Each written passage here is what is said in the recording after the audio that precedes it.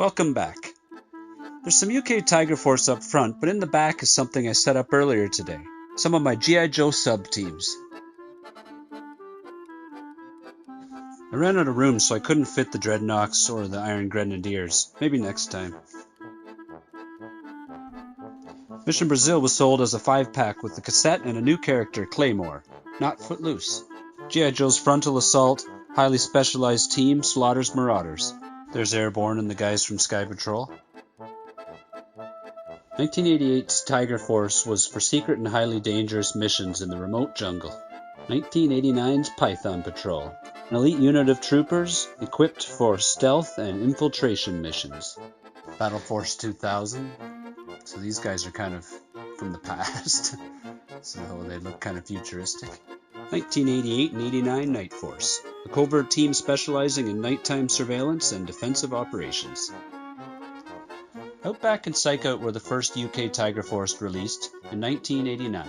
They were re-released in 1991 with Tunnel Rat, Hit and Run, Sneak Peek, and Blizzard. I love the orange color. These would make awesome Thanksgiving Joes.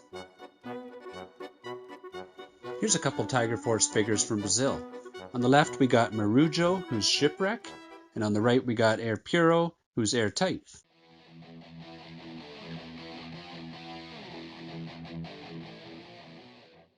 How's it going, Chris? Good. All right. I guess I just wanted to start off and say me and Chris, we met through my YouTube channel, I guess. You were commenting and you won on one of the competitions, the Ace version 1, the GIJoe.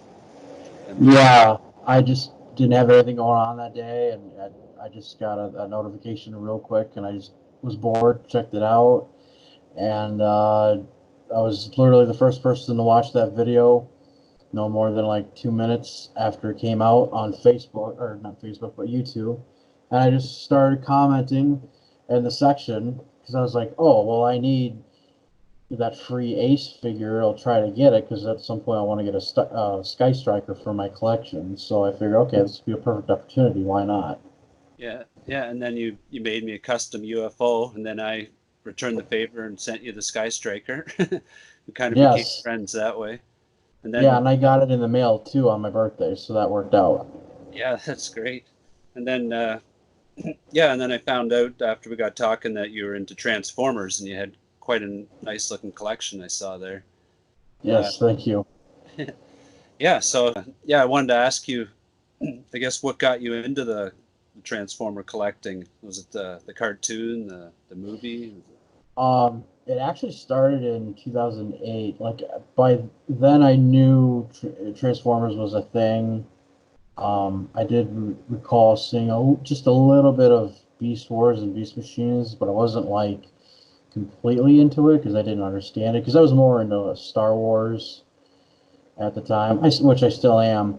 But in 2008 I had gotten a job working at a Boy Scout camp, and the whole summer I was there working, and at the end of the summer what they do with the staff is they go into town, they have a special dinner, and then they come back to the camp, and then what they do is we would just hang out or whatever, and one of the staff members had brought a projector, DVD player, collapsible screen with a stereo system. They all hooked up, and we watched a few movies, and one of them was the live-action Michael Bay Transformers movie.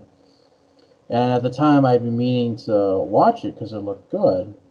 And then that was the first time I had seen that live-action version of Transformers, or anything with Transformers at all, really. And I was immediately hooked. I wanted to know who was who, what was what. I wanted to know all the characters, and start getting the figures because they were really cool. So from 2008 up till now, past 11 or 12 years now, I've been collecting, and my collection's been kind of growing and shifting, and I give them away to either friends or I sell some of them, and so it kind of morphed and changed over the years. Did you ever get into the vintage Transformers, or did you stick with more of the modern? I stuck with more of the modern ones. The first ones I got were, because at the same time Transformers Animated had just come out, so some of them were the live action movieverse, Transformer figures, and Transformers animated. So there's already a mix of a couple different ones. Is there any chance that you don't have the camera close that you could show off your collection, or no? You can't really do that. No, my camera's pretty much stationary on top of my screen, but to my left is my whole collection of Transformers, pretty much. Well, maybe you can snap a few pictures through Messenger. I can I can add them on the screen, fade them in and out right now. Yeah, that's fine. That'll work. Yeah. Okay. All right. Is there what would be your most like rare or most expensive piece that you have? I gotta take a look here. I would say the most rare. I don't really think I have anything that's absolutely rare, but I would say in terms of like Comic-Con exclusives, I have a bunch of BotCon exclusive figures that you can only get at BotCon or at this point eBay, which eBay's been a big help for getting those figures. I got a bunch from 2011 and 2014, was it? Yeah, 2011 to 2014. Because the BotCon exclusive figures, they had different themes, and my favorite one is they had a Pirates versus Knights.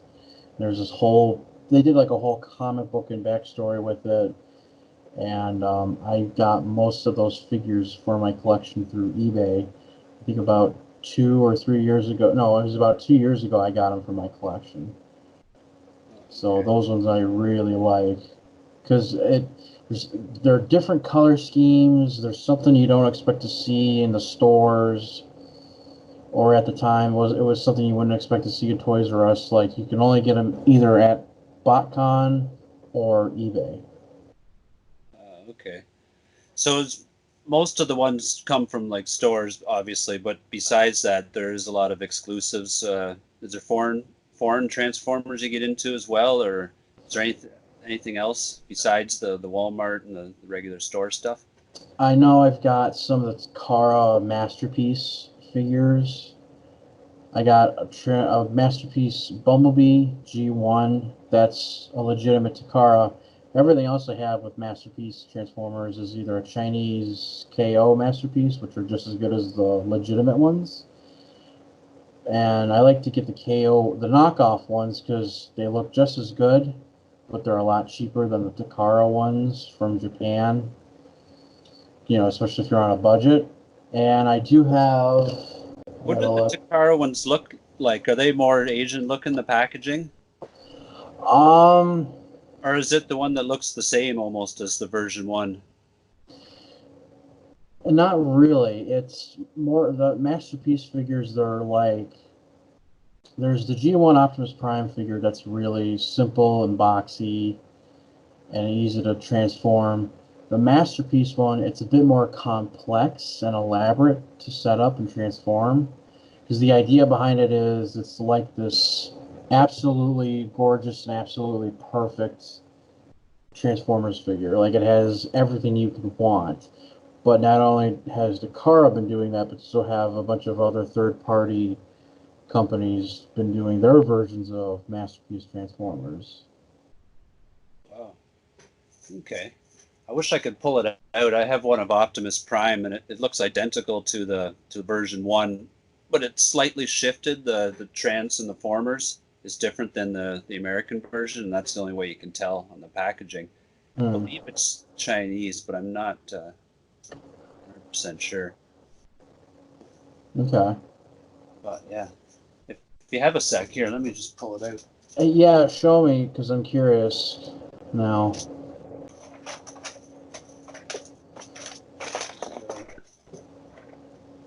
Oh, so is that an original or is that like a reproduction? Well, it looks identical to the original, but it's because I don't know, because of lack of copyright laws. I'm not sure the whole story. It's not real. They go for a lot cheaper, but the only way that you can tell is the Transformers writing. It's shifted. It's not quite the same, right? So a lot of people can't really tell. Normally the Transformers lettering and logo, that looks legit, but there are some subtle ways you can tell with the boxes if it's a legitimate Hasbro or Takara, or if it's just a Chinese knockoff of some kind. Uh, okay. Especially with the Masterpiece figures. Let's see. Yeah. All right. Do you collect any of the comics or anything else besides the toys? Besides the toys, I do have I gotta look and see. I got like an Ultimate Guidebook. I've got a bunch of comic books from IDW that are really good.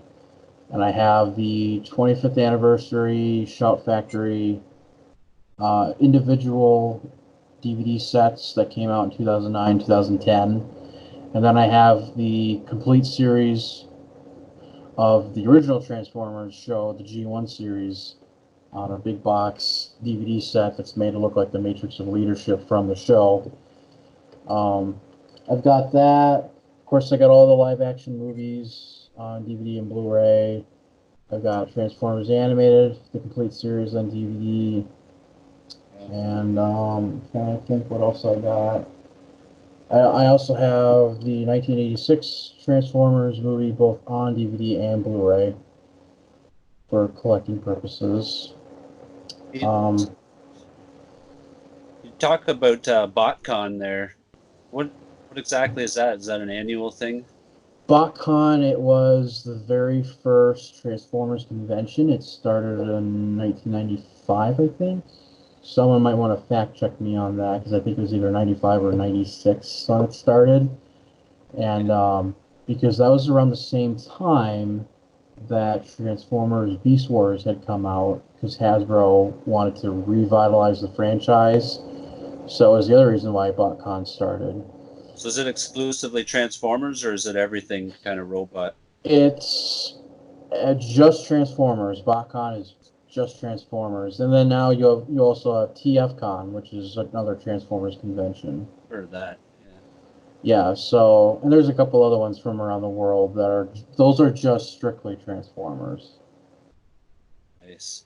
So I guess that's probably just in the States then, eh, BotCon? BotCon was just in the States. TFCon is in the States and in Canada, and there's TF Nation, which is in the United Kingdom. Okay. And then there's a few other that are in Europe and other parts of the world. But the most popular one is TFCon in Canada and in the States. Because anytime TFCon goes on, it's always in Toronto. So that way everyone in Canada has a chance to come over to Toronto and go to that one. And some people in the States, they'll go to both the Canadian TFCon and the American TFCon. Just for, shits and giggles. For me, it's kind of strange because my first experience with Transformers, I was probably 6 or 7 years old, and it was like a birthday party, and just getting it as a toy was the first time I had seen it. It was such a cool toy. There was nothing like it at that time, right? Nothing that transformed that I had seen, maybe in other countries, and they were good. They were solid metal toys, and you had a car, and then you could turn it into a action figure. So it was kind of Yeah. neat, and it finally eventually got a movie. You know what I mean? So Yeah, nothing like it at the time. I mean, it was really big in Japan before it even came to the States. oh, really? Because Eh? That's kind if of like you've yeah, seen the Toys That Made Us, right? yeah. So if you watch the Transformers episode, that one's really good because toy robots in Japan were big, but they started making toys smaller with less parts and less plastic. And there were a couple other toy lines that started in Japan in the late 60s and throughout the 70s that it gradually changed and morphed into a toy line called Diaclone. Diaclone was like the prototype before Transformers. So a bunch of people at Hasbro were looking for something new. They went to a bunch of toy shows, and one of them was in Japan, and they saw what Takara had, and they really liked it. But they made a deal with Takara to have a partnership with them, So that way, Takara would continue having them as Diaclone figures in Japan, but in America and Canada and Mexico and the United Kingdom, they would have different names, different backstories. And because about a year before they started working on Transformers, they were already doing the same thing with G.I. Joe. They had a comic book, they had a TV series, they had a toy line. They were going to do the same thing with Transformers, do a comic book and a TV series too, because they figured the TV series and the comic book series are going to help sell the toys even more. So not only were they doing it to make money, they were also doing it to start a whole franchise and to tell a story. And the gentleman that wrote the backstories on the car, on the packaging, like kind of like what Larry Hama did for Yeah. GI Joe. Bob Budiansky did the same thing with all the Transformer characters. He wrote up names, backstories, created the whole mythology. Because most of the time he wrote stuff for the comic books and for the stuff on the back of the packaging, but he didn't do anything for the G1 series. That was done by a different studio. Because the Transformer comic books, they were on a different work schedule as opposed to the Sunbow Studios that was also working on G.I. Joe. They were also working on the G1 Transformers series, and they too were on a different work schedule. Because originally, they were going to have the comic books and the TV show be in a perfect continuity. So, like, if you got a comic book of a certain episode, you could either read it as a comic book or just watch that story as an animated show. But because they were on two different work schedules, they decided to just do two different continuities, two different storylines, two different timelines, because it'd just be easier that way. Okay.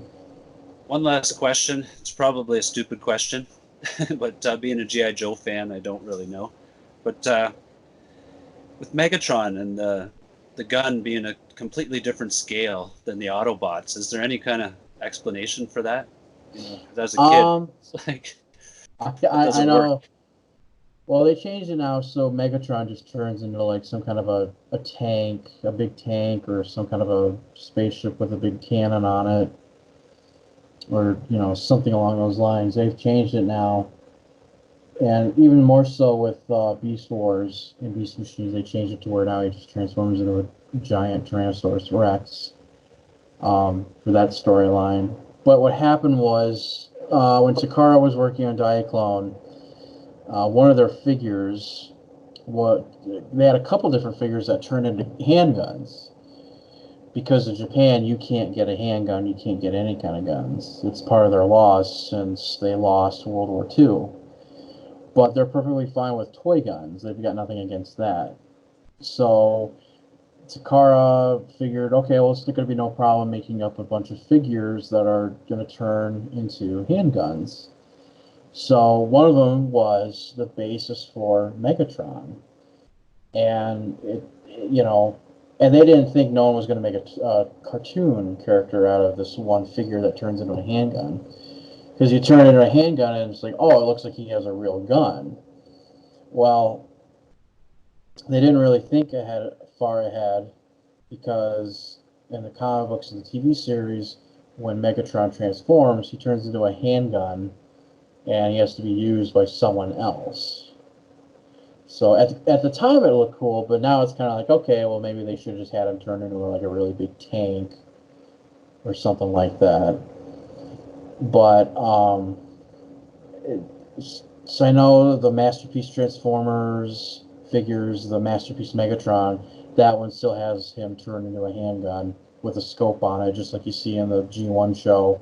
Still pretty cool. I like it. It is, but I think in the comic books they explain that when he transforms into a handgun, he has this ability to rearrange the molecules in his body so he can compress and be used by someone else. Okay. But then at the same time, it's like, okay, well, it's just a cartoon from the 80s. It's just a show. It's just to be enjoyed. It's not to be taken seriously. You know, No. it's just for fun. It's just for fun. That's all it is. It's just to take a break from reality and all the BS that comes with it, and it's just to enjoy ourselves. So. Yeah. Well, it was kind of neat to have it to like a human scale, just to have that handgun. It was a neat toy, but kind of Yeah. separate. Yeah. But okay, well, I think I'm gonna wrap this up. It's already 20 minutes now, so I don't know. Thanks very much for coming on, Chris No, you're Miller. welcome. Yeah. Okay, well, I'll talk to you soon. All right. You're Take care, welcome, Carter. Chris. Yep. Bye. Bye.